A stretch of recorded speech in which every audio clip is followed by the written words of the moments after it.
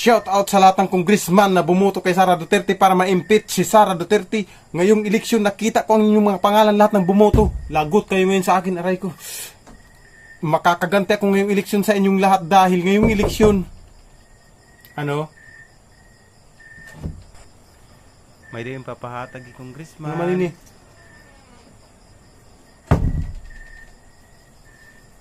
Kaguti man.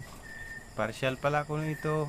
Pag Ah. mag-vlog ka pa ko nun, sige. Sa bagay, no? Dudugnan pa. Ayon sa kanila, sa mga kalaban ni Sara Duterte. May kasalanan naman din daw si Sara. Di natin talaga masisisi yung mga congressman bakit nila binoto si Sara Duterte, no? Kasi alam naman nila kung ano yung mali at tama, no? Di talaga natin masisisi sila. Kaya ako sa inyo, mag-isip-isip na lang kayo. Huwag na kayo puro salita.